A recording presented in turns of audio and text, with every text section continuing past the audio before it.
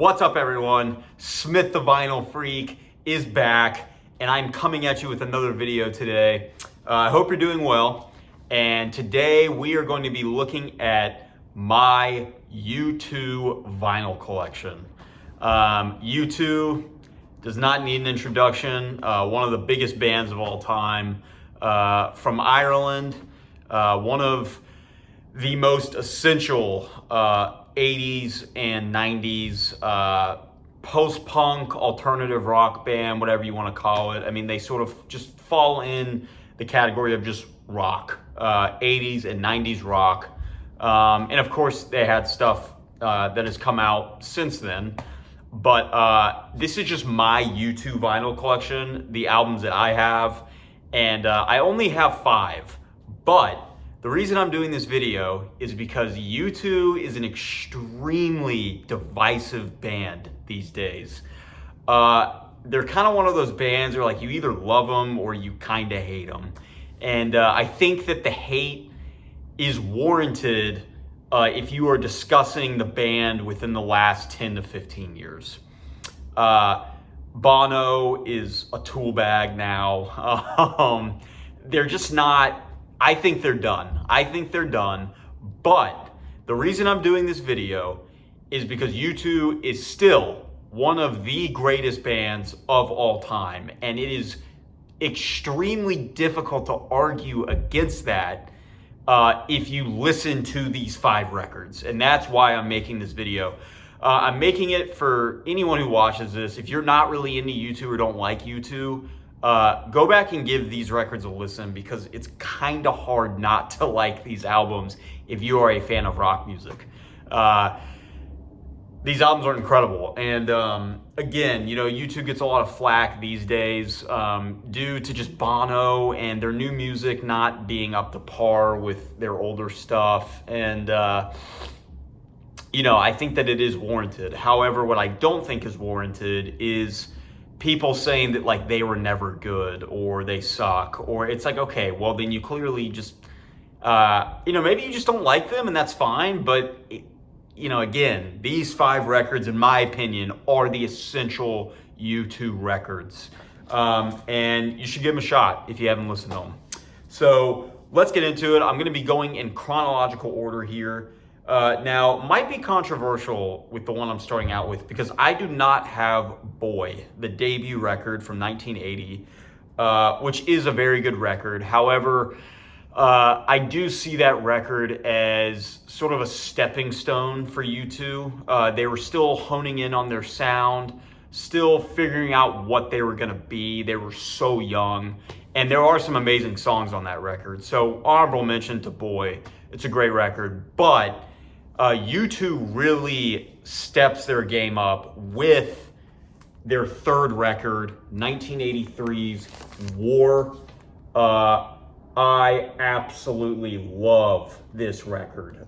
This is really peak early U2 for me. I mean, before they really became the big stadium rock band of the late 80s and early 90s and on.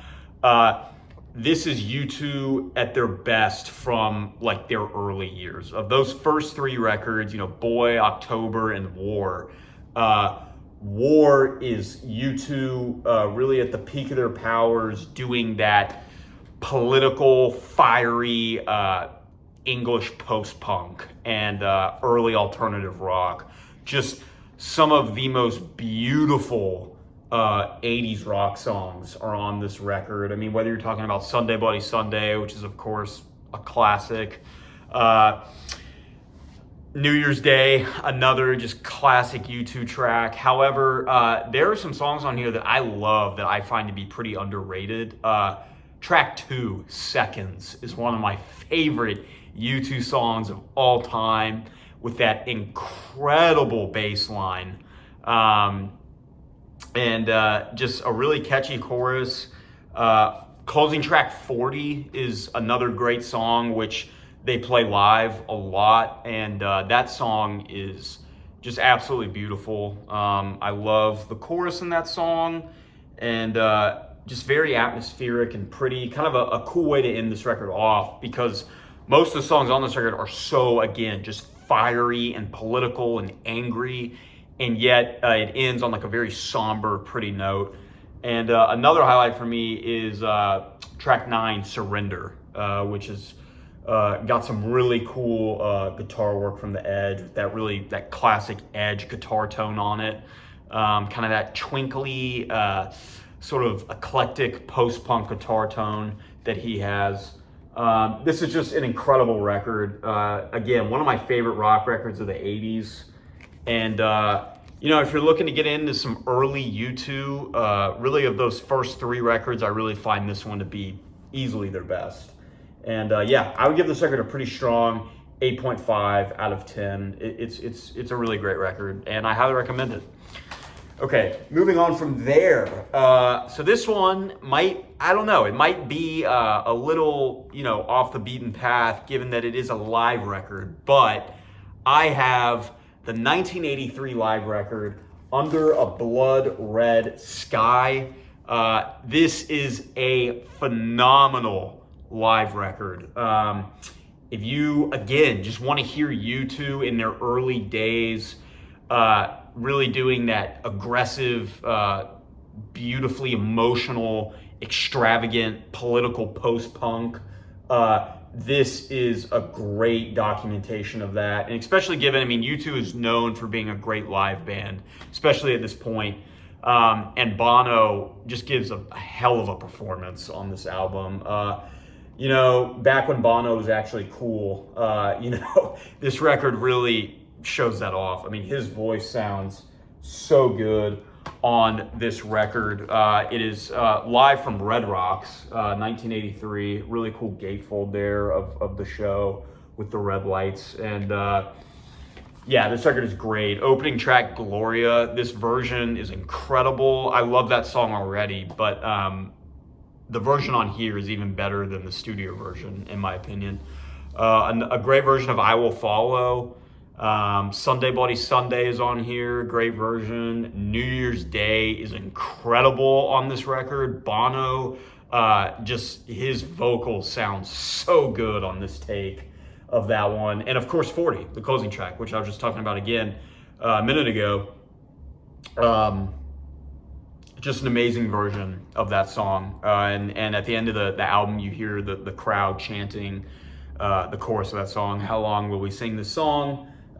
It just so good. Also, I do want to mention a little bit of a shout out to one of my friends and his dad. You know who you are if you're watching this video.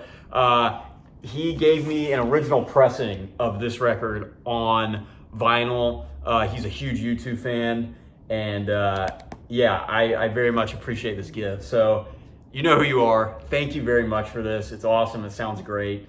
And great record. So U2, 1983, Under a Blood Red Sky. So coming in next, and this, God, I love this record. I'm talking about 1984's The Unforgettable Fire. I love this album, dude. I love this album. This is probably U2's most underrated from this era, kind of their golden age when they just couldn't do anything wrong, just were putting out great record after great record.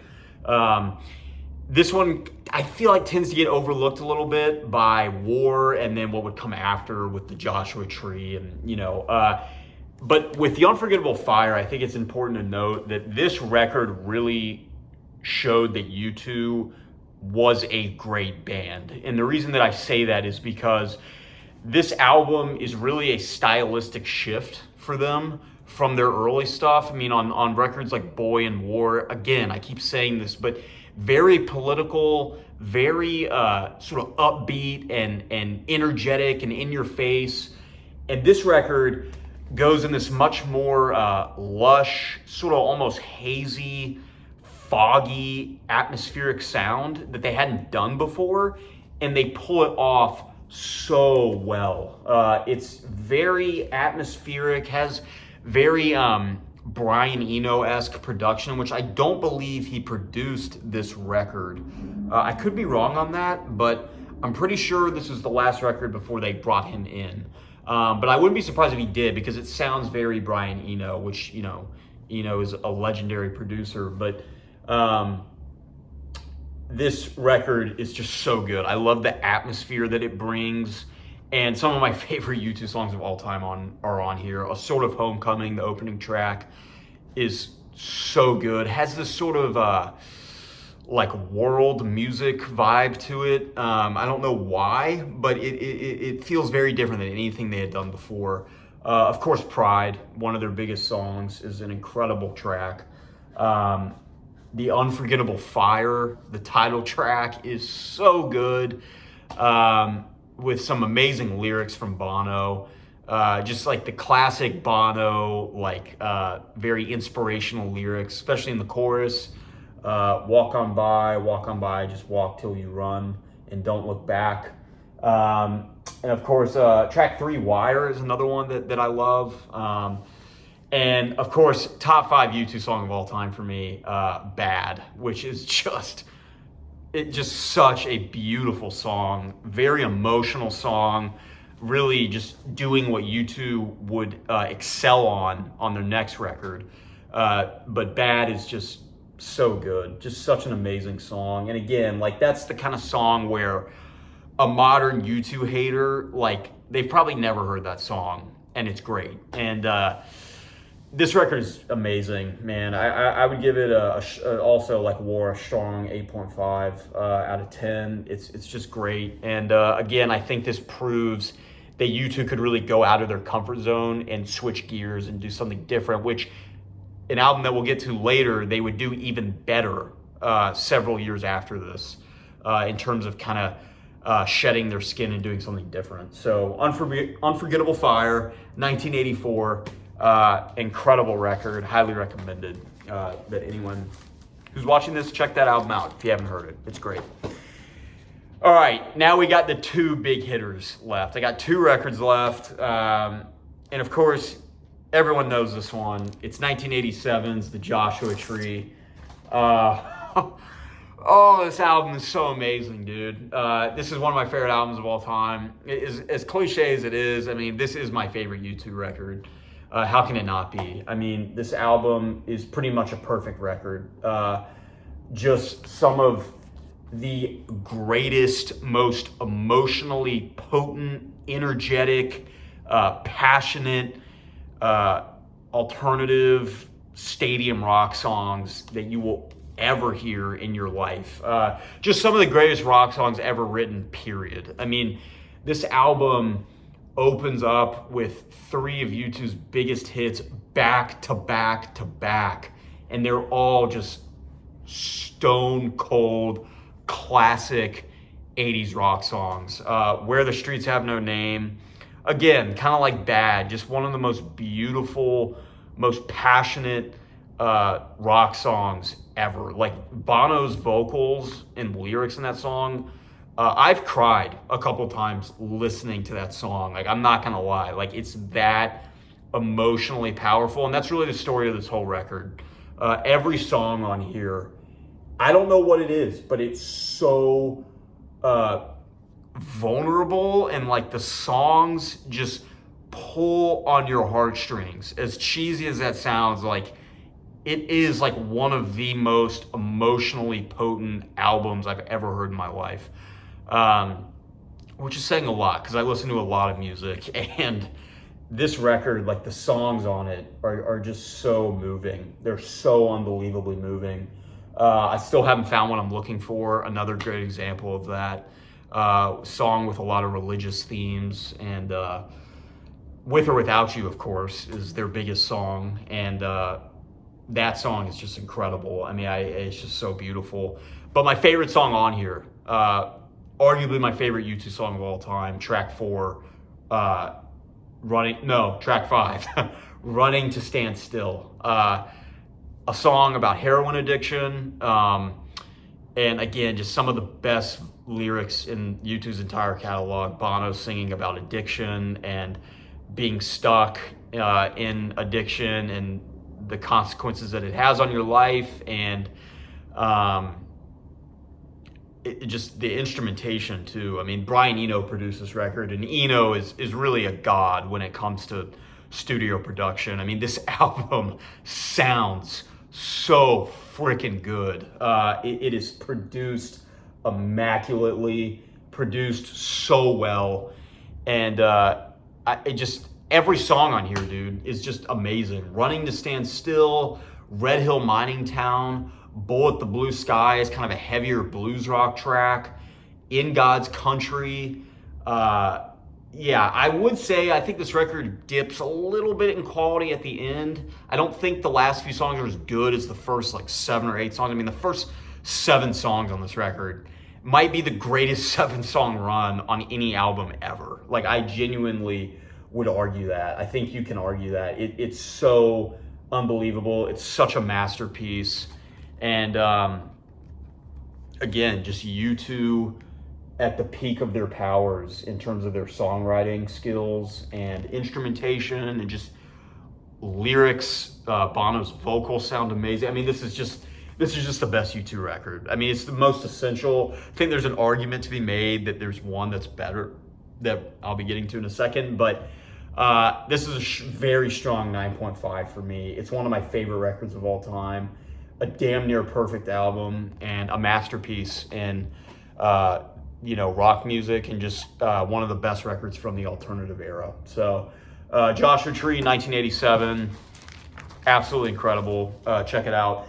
And the last one, I wish I could say this is my favorite U2 record, because this is the contrarian pick for best U2 record. I'm of course talking about 1991's Achtung Baby.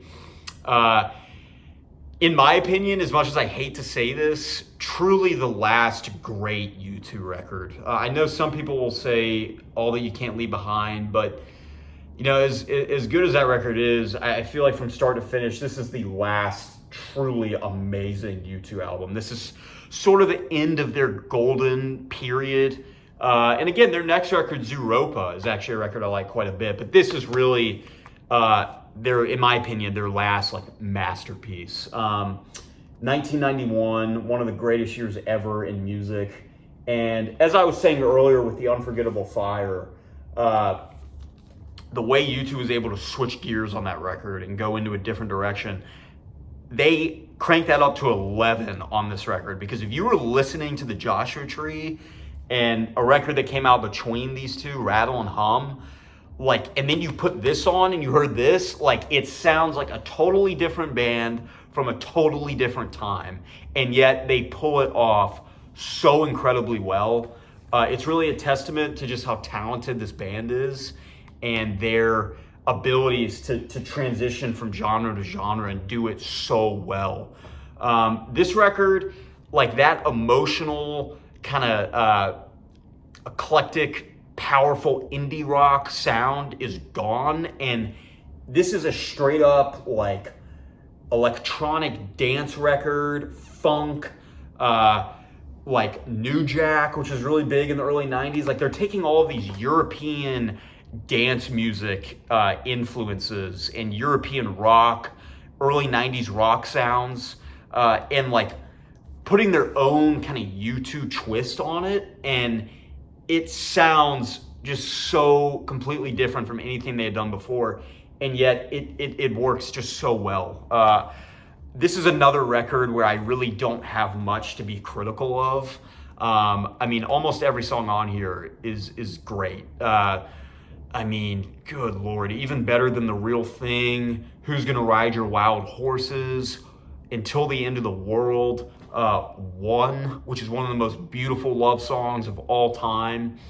The Fly is great. Trying to Throw Your Arms Around the World is kind of a quirky song, but I really like that one.